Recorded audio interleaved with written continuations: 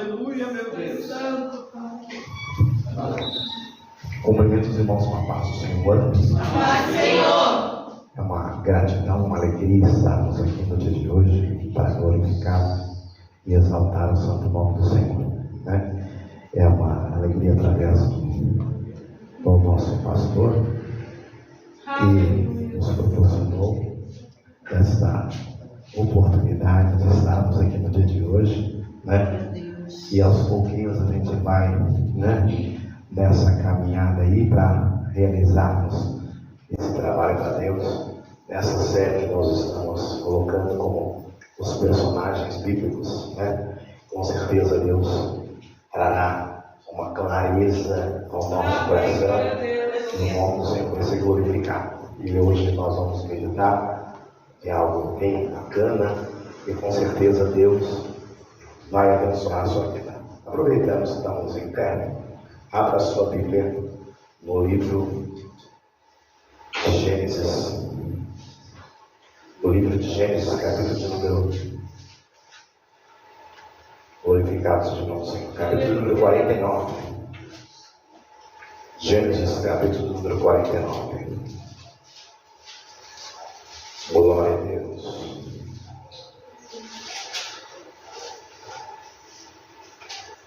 Aos poucos a gente vai trazendo. Eu tenho, se trazer todo o equipamento que a gente tem que vir de cá, ainda não deu para vir de cá, assim. Porque a gente tem que ir fechar, bastante coisa, né? Mas a gente vai tentando, né, sempre melhorar para a gente fazer o melhor para o Senhor. Gênesis capítulo número 49. Capítulo de número 49. Versículo de número 27. Amém? Amém. Diz assim a palavra do Senhor. Benjamim é lobo que despedaça, pela manhã devora a presa e à tarde reparte o seu despojo. Bem? Amém. Agora, no mesmo livro, no livro de Esther, você vai falar que tem a ver. Eu nunca vi. Esther, capítulo de número 1. Esther, capítulo de número 1. E o versículo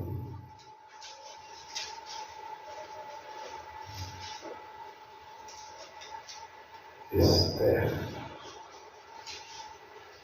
Capítulo número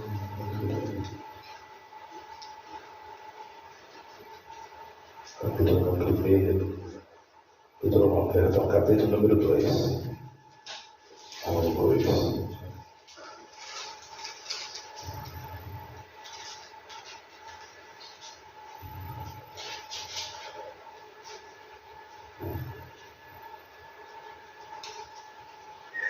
Versículo 15. Esther, filha de Abiail, tio de Mordecai, que tomara por filha, quando lhe chegou a vez de ir ao rei, nada pediu além de que disse: eunuco, guarda das mulheres. Esther alcançou favor de todos quanto a ouviram. Amém? Pode assentar em nome de Jesus, glorificando e exaltando o nome do Senhor, pois Ele vive e reina para sempre. Ele é o nosso Deus, está aqui de hoje para nos dar graça para falarmos a respeito de um assunto extraordinário.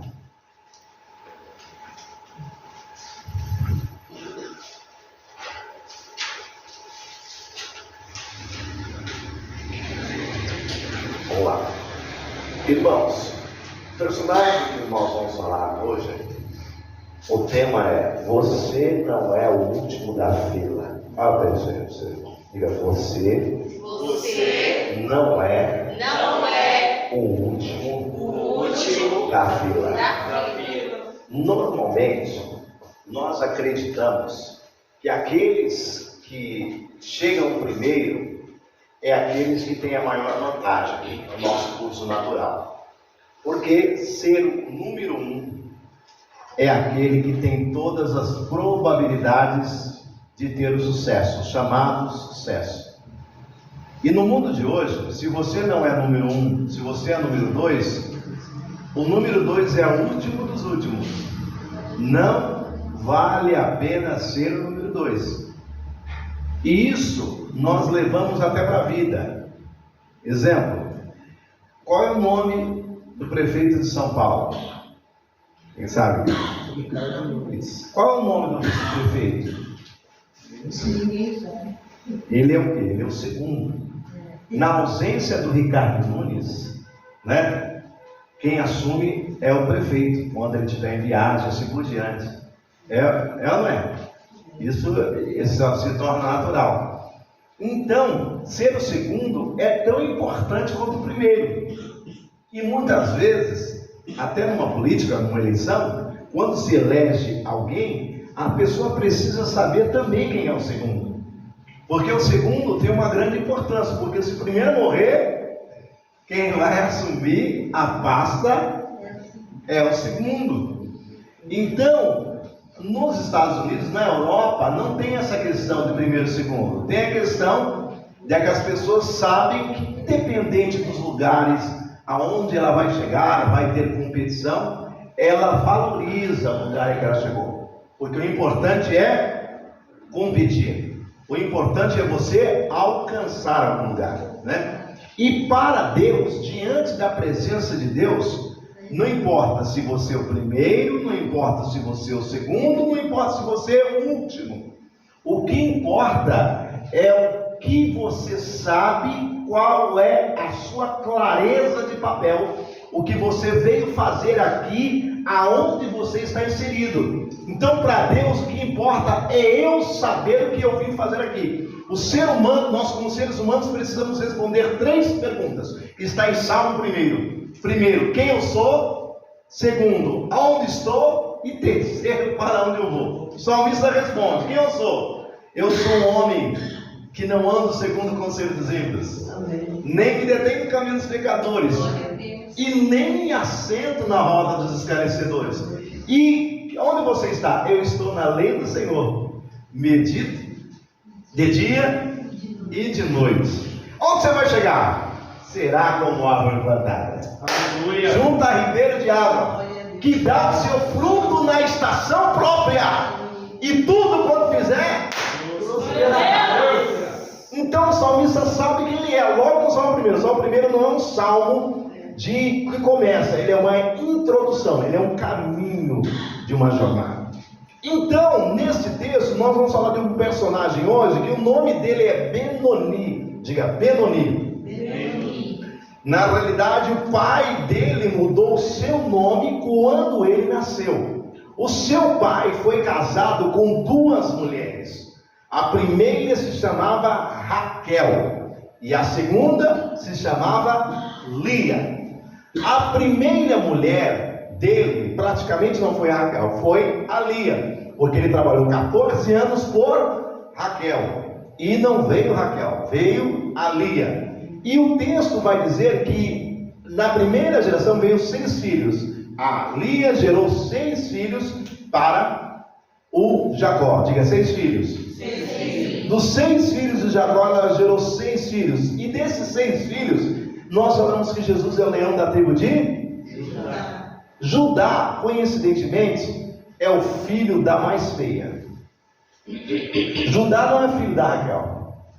Judá é filho da Lia, da Vesga, daquela que ninguém conhece. A Lia, por mais ser feia, ela era feia por fora, mas ela tinha um coração extraordinário por dentro. Você nunca vai saber, porque Deus gera no ventre de quem Ele quer. E Ele gerou no ventre de Leia o leão da tribo de Judá. E Lia vem da descendência de quem? De Jesus Cristo. Né? Então aquilo que Deus pega as coisas que não são para confundir os que são. É Deus que faz isso. E ela gera. E diz o texto que a Raquel gerou quem? Diga José. Diga José. E em Gênesis 30, nós podemos contemplar 4 sintomas de uma vida que não prospera. Diga, 4 sintomas. 4 sintomas De uma vida que não prospera. Está em Gênesis 30. Olha só, marca aí. Toda 4 sintomas de uma vida que não prospera. A Raquel, ela tinha esses sintomas. Ela chegou assim: dai-me filhos. Ela teve inveja da sua irmã. Diga, teve inveja. Teve inveja. Diga, primeiro sintoma de quem não prospera é inveja. O texto diz que ela teve inveja da sua irmã. Primeiro. Depois ela disse: dai-me filhos, senão eu morro. Diga, segundo sintoma. Desespero. Quem vai lá e pega dinheiro com a janta. Vamos resolver, vamos fazer uma inseminação artificial. Vou entrar em vida. Diga, desespero. Diga, terceiro sintoma. Precipitação. Ela fala assim: eis aqui a minha serva Bila. Pega ela e fica com ela. Diga, precipitação. Diga, quarto sintoma. Conformismo. Se conforma com a vida que tem. E ela se conformou. Então, ela teve esses sintomas. Só que ela teve que aprender. Ela teve José. Quando José tinha 17 anos, ele foi o quê? Sequestrado. Não foi, para seus irmãos? E aí o texto vai dizer que José foi embora. Ela não fica sem ver José. Quando ele está em caminho para Belém, ela fica grávida. E quando ela fica grávida, o texto diz que ela morre no parto. Então, Raquel nasce Benjamim. Quando ela olha para Benjamim, ela fala: nasceu Benjamim. O texto do hebraico diz que era filho da minha dor. Mas Benjamim não significa filho da minha dor, porque Jacó disse: não, o nome dele não vai se chamar Benjamim. O nome dele vai se chamar Benjamim, filho da minha mão direita, ou filho da honra. E aí ele mudou o nome para Benjamim. E ele nasce como 12º. Diga, 12º. O último filho de Jacó é Benjamim. E ele nasce no meio de uma guerra de todos os outros irmãos. Ele tinha tudo para ser quem? Ele tinha tudo para ser o último da fila. Diga, o último da fila. O último da fila. E aí o texto vai dizer que simplesmente o que acontece?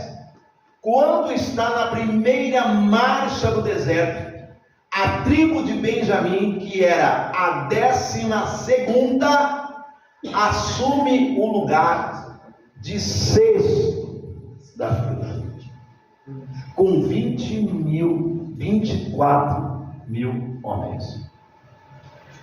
E o texto vai dizer que quando o povo vai chegar na marcha do deserto, a tribo de Benjamim está com exatamente 54.400 homens. Ele já é o terceiro da fila. Diga o terceiro. Diga, não importa. Não importa O tempo que for. o tempo que for. A sua hora vai chegar. A sua hora vai chegar. Então o que eu aprendo com Benjamim? É que todo tempo de Deus, ele tem um processo. Não é no meu tempo, é no tempo dele. Benjamim, por mais que estivesse em 12º, ele acreditava que havia uma promessa de Deus. E a promessa de Deus de Jacó, ele era o lobo que despedaça a presa. Ele era alguém que iria ser alguém acima da média. Se hoje você não vive como que você acha que deveria ser, você se garante na promessa que Deus fez com você. Diga, se garanta na promessa. Se garanta na promessa. Ainda que não aconteceu o que a gente acredita que aconteça conosco. Ele se garantiu nisso e agora ele estava na terceira marcha. Passa-se mais de 400 anos. Diga, 400 anos. 400 anos. Vários anos depois, e passa o tempo de juízes, o tempo onde Deus levanta vários homens, e o texto vai dizer que de repente o povo fala: eu quero um rei, nós queremos um rei, porque nós não queremos mais ser governados. E de repente o texto vai dizer que um homem lá, filho de Quis, está levando as jumentas e se perdem as jumentas. E no meio de tudo isso ele vai procurar o profeta, e no meio de tudo isso ele chama ele. E aí qual é o nome desse homem? O nome dele era, diga, Saul. E aí ele é cheio do Espírito de Deus.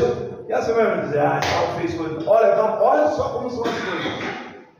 Eu disse para você que você não é o último da fila. E aí o que vai acontecer? Saul é cheio do Espírito de Deus. E aí o Senhor permite que Saul seja o rei de Israel.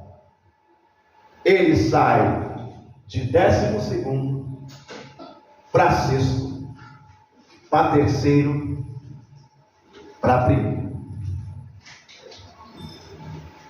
Só que glória a Deus. Ele sai, você não entendeu, irmão? Olha o que Deus está dizendo aí para você. Ele sai de 12º, diga 12º. 12º. Para 6º. Para 6º. Para 3º. Para 3º. E para 1º.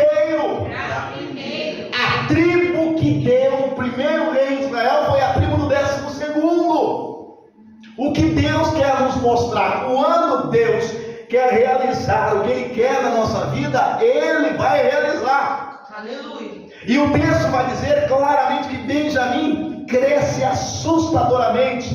E aí há um problema no livro de Juízes, que quase toda a tribo é dizimada. E lá no final, esse rei comete um fato que vocês sabem. Saul morre, Davi assume, e até então a cidade de Benjamim, diga, a cidade de Benjamim, A cidade de Benjamim não tinha mais pessoas. Diga, não tinha mais pessoas. não tinha mais pessoas. Só tinha cidade. Só tinha cidade. Jerusalém, o templo ficava na tribo de Benjamim. A tribo de Judá reinava e o território era de Benjamim. Todo o povo é levado para o cativeiro. O texto vai dizer que eles vão ter guerra com Amaleque até o final da geração. E aí é onde começa esse estudo praticamente de hoje. Para vocês, foi só uma introdução. O texto vai dizer que Saul poupa a vida do rei Agag. O texto vai dizer que Saul pega o melhor dos bois. Saul, o teu reino foi rasgado. Aí você fala assim, Deus não cumpre a promessa, porque a tribo de Benjamim acabou. Já era.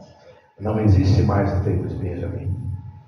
E aí, nesse livro, que é um livro que não tem o nome de Deus, é um livro que não existe a palavra Deus, mas independente da palavra Deus, existem os atos de Deus no meio dos cenários mais imprevisíveis que você imagina.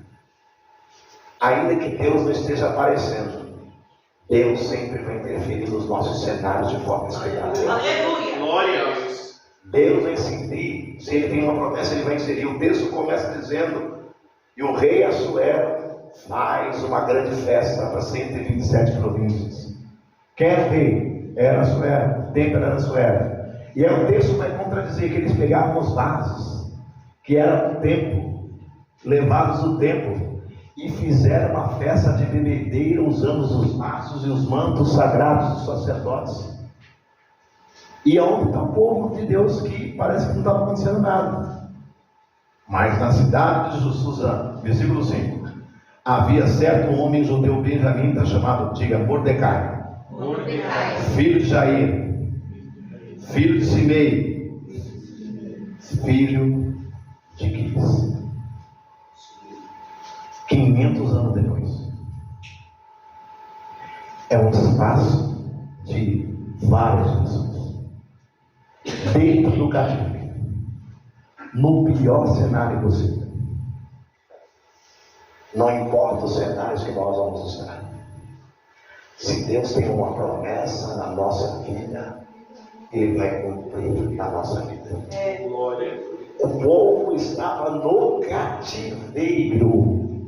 Cativeiro é preso. Não pode louvar, não pode fazer as suas orações, não pode ter sua rotina, mas tem que manter a sua identidade, porque a identidade está ligada à promessa de Deus. Eu posso passar o que for, mas eu não posso perder a minha identidade. Que Deus está falando para você que às vezes a gente vai fazer várias coisas, você pode crescer, mas você não pode se perder como pessoa. Você não pode se perder no caminho. O texto vai dizer que apesar de toda festa, havia na cidade certo homem judeu. Aleluia. Aleluia. O reino é de Assuero, ele é grande, mas eu não perco aquilo que eu sou. Hoje, nos dias que estamos vivendo, as pessoas estão trocando a palavra por qualquer coisa. Qualquer proposta é maior do que o propósito. Nos dias que estamos vivendo, dia de hoje. Mas havia um judeu. Diga, não perca a identidade. Independente dos cenários. Chegou os cenários. Não vão arranhar a minha identidade.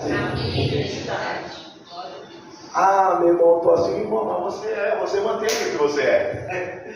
A Bíblia não posso escolher esses caminhos, mas eu escolhi a vós, para que vades e deis frutos, e o vosso fruto permaneça. E aí o texto diz, certo homem chamado Mordecai, filho de Isaí. Mas a história que eu quero trazer é algo espetacular, porque parece aqui que havia o Amã, que fazia parte da Malequita, e havia o Mordecai e havia Esther. Mas há mais ou menos uns 50 anos atrás, Amã e Mordecai se conheciam. Eles estavam andando juntos numa jornada. E o Amã ficou com muita fome. Isso está no Midrashim. E o Amã ficou com muita fome. E chegou para Mordecai e falou assim: me dá um pedaço do teu pão, senão eu vou morrer. E aí o Mordecai falou assim: por que eu te daria um pedaço do meu pão? Ah, mas você não vai ter dó de mim, não? Ele falou: tudo bem, vamos fazer um negócio. Eu vou te dar um pedaço do meu pão. E aí ele pegou, deu a metade do pão dele, vamos fazer um contrato. Agora você vai escrever na sola do meu sapato: Amã é escravo de Mardoqueu. Escreve na sola do meu sapato. Eu estou te dando, mas na sola do meu sapato está aqui: Amã é escravo de Mardoqueu. E foi embora. 50 anos depois, quem era o chefe total lá no reino da Pérsia? O Amã. E quem era o porteiro lá do reino da Pérsia? O Mordecai. E aí você vai entender a história, por que o Mordecai, ou Mardoqueu, não se prostra. Porque ele falou assim: você acha que eu vou me prostrar você? Veja o que está escrito na sola do meu sapato. Amã é escravo de Mardoqueu. Você está maluco? O cenário pode mudar, mas o contrato é contrato. Eu não vou abrir a mão daquilo que eu sou nunca, ainda mais por você, que eu sou o cara. Então tem pessoas que na vida crescem, mas se perdem com pessoas, que foi o caso de Amã. O Mordecai continuou sendo quem ele era: não vou me prostrar e pronto. E o texto vai dizer que aí o Amã, como ele tinha a caneta na mão, ele faz o quê? Ele faz o edito que todos nós conhecemos. Esse edito é feito lá, e aí ele usa a caneta, ele faz de tudo, e aí o texto vai dizer que simplesmente o rei, ele toma um partido. Até então a Esther estava no local certo, a Esther estava lá, o Mordecai estava na porta do rei, e o Amã havia escrito o decreto. E aí aqui o que acontece? Ela promove um jejum, No dia 5, todos os judeus para jejuarem. E aí o Mordecai fala assim: Esther, se de todo te calares, no outro tempo socorro de outra parte virá.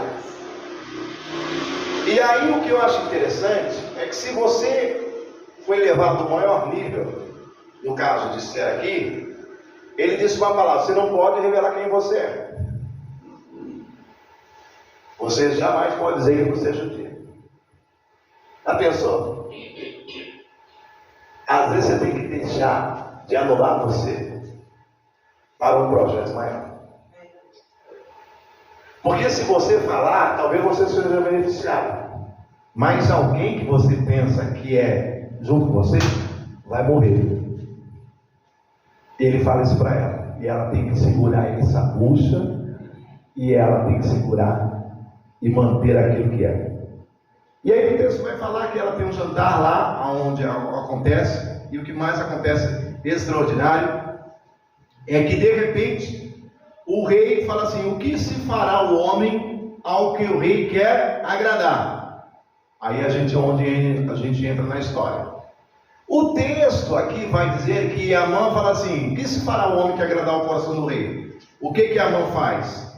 Amã fala assim: olha, quando você pega um cavalo, que ele comece a andar e faça isso. Mas simplesmente é isso. Mas, mais uma vez, o Midrash vai trazer uma informação espetacular. Antes dele pegar o cavalo, no mínimo, Amã fez 8 ações com Mordecai. Diga 8 ações. 8 ações. Diga 8 ações. 8 ações. Aí eu vou colocar para você aqui. Amã, obediente à voz do rei. Olha lá. Vamos lá. Amã, obediente à ordem do rei, foi buscar uma mais belo corçal da cavalaria, a fim de honrar Mardoqueu. Mas quando Mardoqueu viu Amã, aproximou-se do cavalo e pensou: para que ele quer o cavalo? Para me pisotear a minha cabeça? E gritou aos seus discípulos: fugir, porque ele quer nos fazer o mal. Eles, porém, lhe disseram: não te abandonamos nem na vida nem na morte. Então Mordecai vestiu o chalé das orações e começou a rezar: Senhor, por que esse meu inimigo está aqui? O que o Senhor está fazendo? Quando Mordecai encerrou a oração, disse: levanta-te, Mordecai, ó filho de Abraão, veste traços reais e monta no cavalo. Mordecai respondeu. Aí que começa. Assim que ele chegou lá, o texto do Midrash vai dizer que ele falou: levanta, Mordecai, porque o rei mandou eu te honrar. O rei mandou honrar. Eu estou aqui há 3 dias sem tomar banho, em oração, em jejum. Primeiro, se o rei mandou me honrar, primeiro eu preciso tomar banho. Aqui não tem uma casa de banho perto. Então a primeira coisa que eu tenho que fazer é tomar um banho. E quem vai me dar banho com sabão? O melhor sabão é você. Você que vai me dar banho agora. Ele foi para a casa do Amã, recebeu o banho dele. Ele teve que dar banho nele. E aí depois de tomar banho, ele falou assim: eu estou barbudo. Tem um barbeiro por aqui? Não tem. Então é o seguinte: você vai me barbear também. E ele teve que barbear. Imagine a raiva desse homem na hora que estava acontecendo. Deus é detalhista. E o texto vai dizer que depois dele ter barbeado, ele teve que se encarregar de lavar, untá-lo, ungir, colocar perfume, essência aromática, e depois teve que cortar o seu cabelo,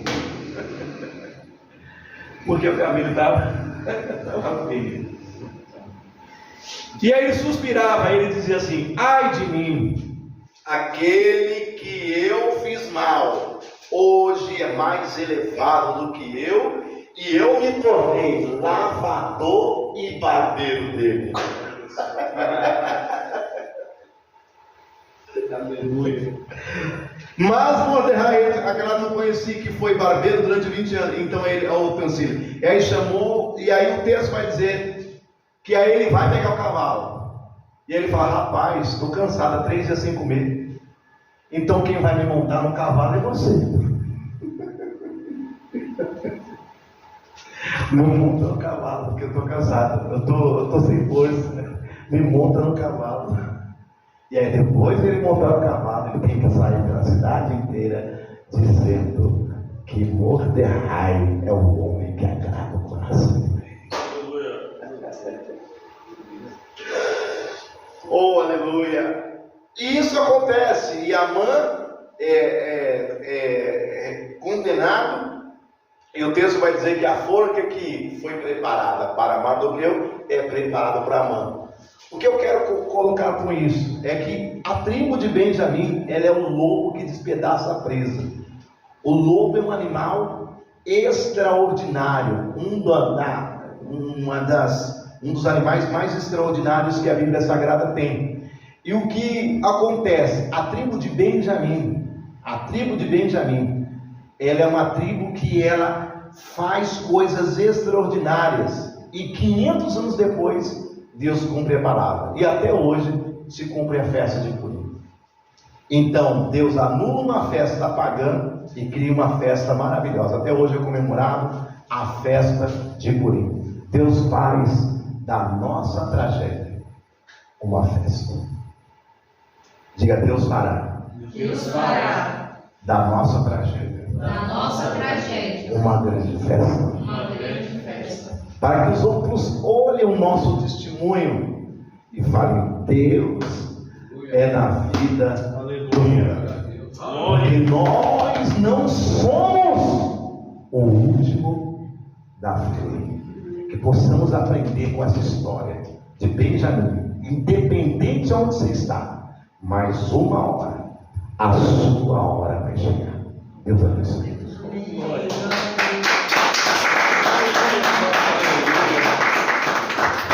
Tá. Ô pastor, foi tão rápido, né? Glória a Deus. Independente do lugar que você esteja, mantenha a sua identidade. A minha e a sua hora está chegando. E ainda que pareça que você é, mas já foi dito que você não é o último da fila.